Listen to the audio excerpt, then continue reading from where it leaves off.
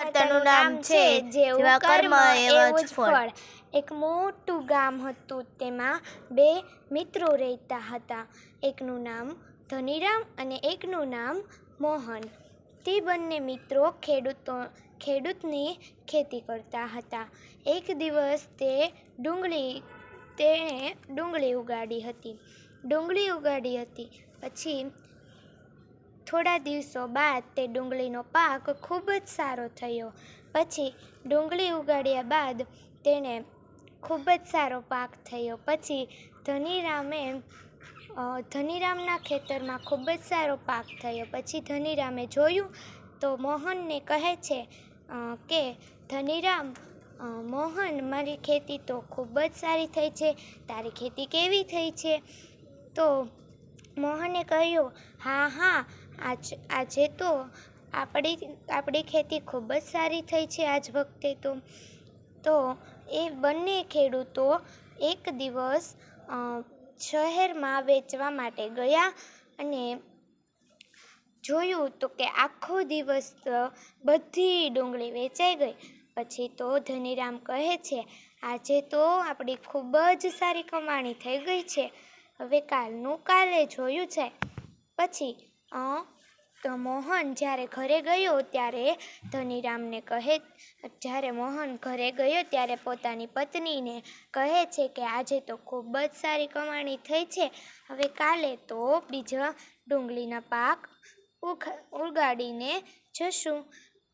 ત્યારે તે જ રાતે મોહનને એક લાલચ આવે છે અને તે પોતાની પત્નીને કહે છે કે જો ધનીરામની ખેતીમાં ખૂબ જ સારો પાક થયો છે તો આપણે ત્યાંથી પણ થોડી ડુંગળી લઈ આવીએ તો કેવું થાય? તો આપણે તો રોજ ને રોજ મોજ। તેવું કહીને મોહન અને પોતાની પત્નીને લઈને ધનીરામના ખેતરમાં જાય છે। અડધી રાત થઈ ગઈ। અડધી રાતે તેઓ જ્યારે ડુંગળી લઈને પાછા આવે છે ત્યારે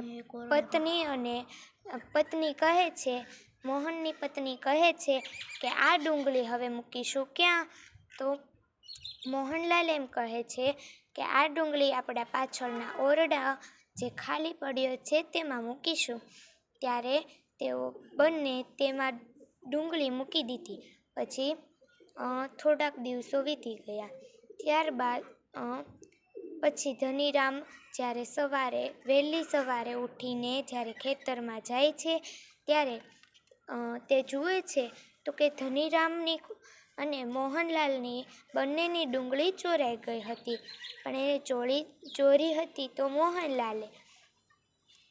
ત્યારે ધનીરામ મોહનને બોલાવે છે અને કહે છે, જુઓ, આપણી ડુંગળી તો ચોરાઈ ગઈ છે। મોહનલાલ તો નાટક કરતા હતા। મોહનલાલે તે ડુંગળી ચોરી કરી હતી। મોહનલાલ તો ખોટે ખોટું રડવા માંડ્યા। પછી તેઓ બંને રડતા રડતા ઘરે ગયા અને મોહનલાલ તો ખૂબ જ ખુશ હતા, કારણ કે ધનીરામને રડતા જોઈ મોહનલાલ પણ ખૂબ જ ખુશ થઈ ગયો, કારણ કે તેણે ડુંગળી તો ચોરી જ હતી। પછી દરરોજ તે સવારે વહેલા ઉઠે અને નાહી ધોઈને તે વહેલા ડુંગળીનો પાક લઈને ચાલ્યા જાય। ઘણા દિવસો વીતી ગયા। પછી ધનીરામ કહે છે કે મોહનલાલ, તમે હવે તો શહેરમાં નથી જતા? પછી મોહનલાલે કહ્યું, હા ભાઈ, હું શહેરમાં નથી જતો। પછી થોડા દિવસો બાદ મોહનલાલની પત્ની કહે છે કે મોહન, કે તમારે આ ઓરડામાંથી ડુંગળી ક્યારે કાઢશો? ઓરડામાંથી ડુંગળી કાઢી નાખજો, નકર તો ડુંગળી સડી જશે। તો ત્યારે મોહનલાલ કહે છે કે હજી એક અઠવાડિયું વીતી જવા દે, પછી આપણે ડુંગળીનો પાક ખોલીએ। ત્યારે ધનીરામે મોહનલાલે કહ્યું કે હા, તો એવી જ રીતે ધીમે ધીમે કરતા દિવસો વીતી જાય છે અને અઠવાડિયું પણ વયો જાય છે.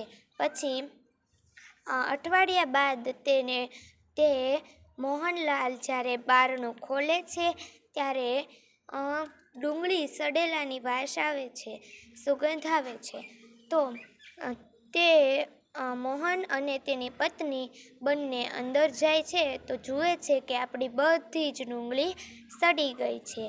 ત્યારે તેઓ જુએ છે અને ધીમે ધીમે કરતાં બધી ડુંગળી ખોલે છે. બધી ડુંગળી ખોલીને જુએ છે તો બધી જ ડુંગળી સડી જાય છે અને તે બેઠા બેઠા બહુ જ રોડે છે અને મોહનરામ કહે છે કે આવું કોદી પણ કરાય નહીં. એટલે આ વાર્તાનો બોધ મળે છે કે ચોરીનું પરિણામ આવું જ હોય છે.